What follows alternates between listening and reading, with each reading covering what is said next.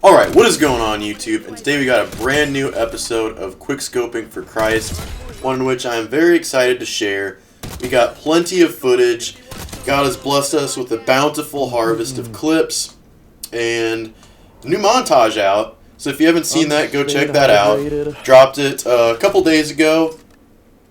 And this is kind of the leftover sort of filler clips that didn't make the cut because they weren't good enough. And that was just kind of a mini montage.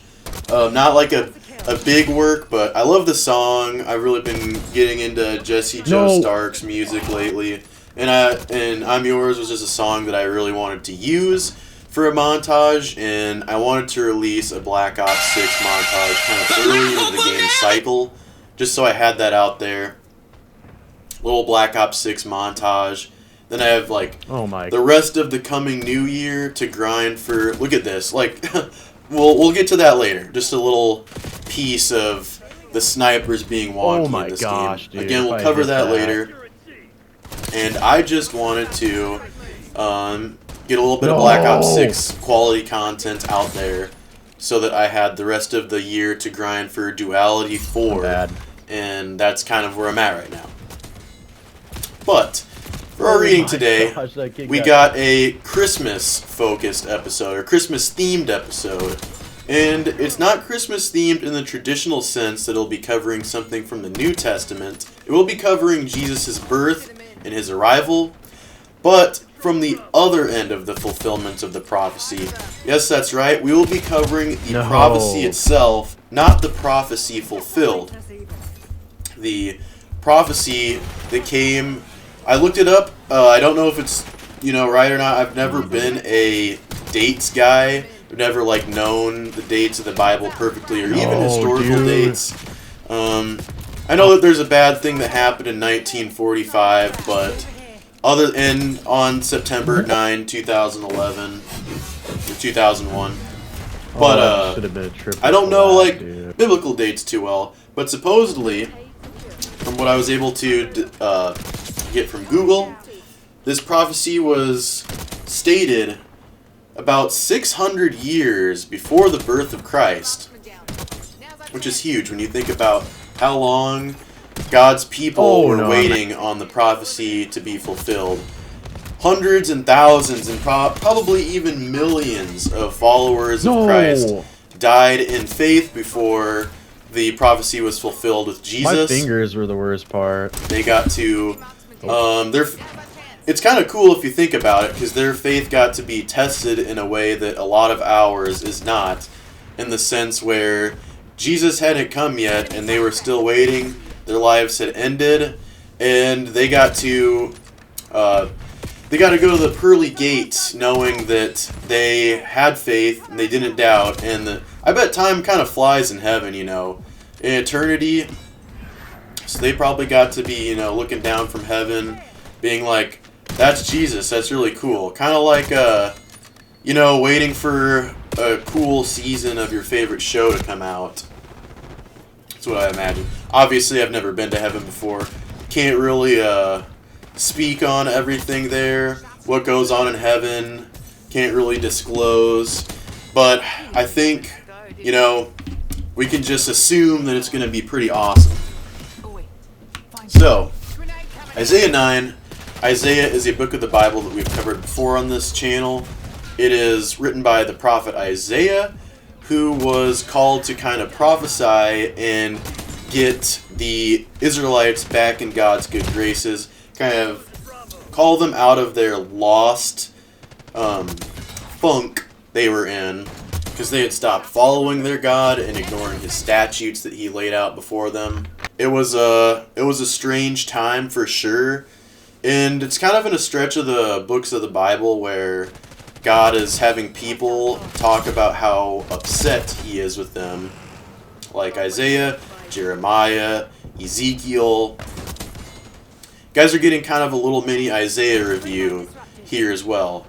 But in the book of Isaiah, he also gives promises for salvation and that things will get better. And now I'm going to read that to you. There is some prophesying of Jesus in chapter 7, but it is a little more nuanced and a little more short in detail than in chapter 9. So I'm just going to be going with chapter 9 today. To us a child is born. Nevertheless, there will be no more gloom for those who are in distress. In the past, he humbled the land of Zebulun and the land of Naphtali. But in the future, he will honor Galilee for the Gentiles, by the way of the sea, along the Jordan. The people walking in darkness have seen a great light. On those living in the land of the shadow of death, a light has dawned. You have enlarged the nation and increased their joy. They rejoice before you, as people rejoice at harvest, as men rejoice when dividing plunder. For as in the day of Midian's defeat, you have shattered the yoke that burdens them, the bar across their shoulders, the rod of their oppressor, every warrior's boot used in battle, and every garment rolled in blood will be fuel for the fire. That got destroyed. Here it is right here. If you were raised in the church, this is a verse that probably you've heard and have had to recite in Christmas programs and pageants a while. Verse 6 to verse 7. For to us a child is born, to us a son is given, and the government will be on his shoulders, and he will be called Wonderful Counselor, Mighty God, Everlasting Father, Prince of Peace. Of the increase of his government and peace there will be no end. He will reign on David's throne and over his kingdom, establishing and upholding it with justice and righteousness from that time on and forever. The zeal of the Lord Almighty will accomplish this. So, right here, we are talking about Jesus. That's what's being prophesied. The Wonderful Counselor, Mighty God, Everlasting Father, Prince of Peace. Got somebody through the smoke. It's a little foreshadowing of his arrival. Of course, there's many other prophecies about Jesus' arrival talked about elsewhere in the Old Testament, including, obviously, first of all, Genesis, where God promised a way of redemption for Adam and Eve, and 2 Samuel, many other places in Isaiah. I think Isaiah 40, as well as when I talked about Isaiah 7, it is said that the Savior will be born of a virgin, talking about Mary, of course. So this was all very intentional. 600 years since the verse I read. A verse I chose because it's pretty Christmassy, and I just recently finished the book of Isaiah a couple months ago, so it's fresh in my mind. I had it kind of set aside. Ooh, Christmas verse, this will be fun. And so, you're able to see that long before this verse I read, verses, that there were already prophecies. So there were even more people waiting, even longer than the 600 years I talked about before the beginning of this chapter I read. 600 plus years. That's crazy. And this all goes to show that God had a plan, and that people had to be very patient. But the plan, it came to fruition. The prophecies were fulfilled. And if you think about this, God has a plan for you too. He says He knew you before you were even born, when you were in your mother's womb. And let me cook here. 600 years plus is a vast amount of time, and our lives are like insignificant, like a drop in a pool, like a drop of water in a pool, compared to the amount of time they were waiting. And yet God had a plan. From our birth to death, point A to point B, God still has a plan for us. If those people waited all those years, generations were waiting, can't we wait to see God's plan in our lives? All it takes is a little bit of patience, a little bit of mental toughness, some gumption, and most of all, some faith in that plan. Things may look awful, but Christians were persecuted back there in a lot of times. That should have been a collab. Followers of Christ were crucified for their form belief. Their faith was really put to the test. They had I'll take the they went through famines, droughts back then, all types of crazy stuff that still happen today for some people, but a lot of people in developed countries, things aren't quite as bad as they were in biblical times. Things are more affecting us nowadays on a personal level. We just gotta be patient.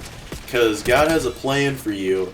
And if God's plan back then took 600 years plus to, you know, play out, then we can wait a little bit for God's plan to wait out in our lives. I know it seems crazy. I know it feels like it's a long time waiting, and our lives feel like pretty effed and wild and stuff.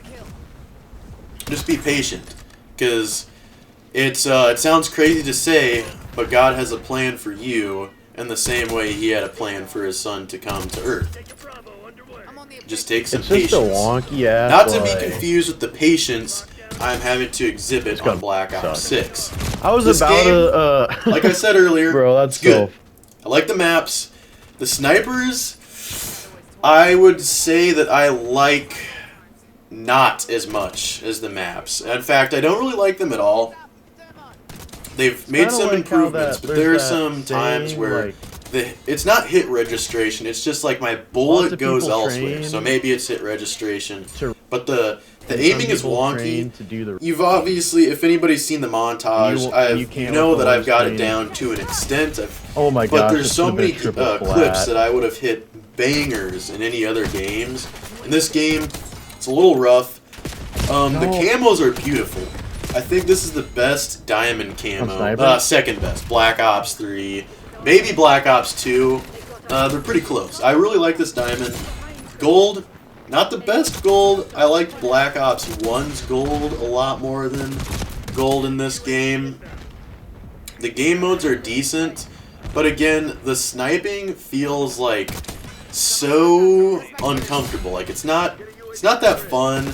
Feels like a knockoff X-Defiant. Like they took kind of the bulky feel of X-Defiant sniping and kind of mapped it in a COD and made it better in some ways, worse in other ways. And of course, I hate skill-based matchmaking.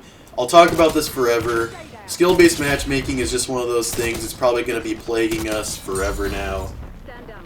Not much we can do about it except adapt and be patient. You know, this isn't where us skill-based matchmaking haters get swept under the rug.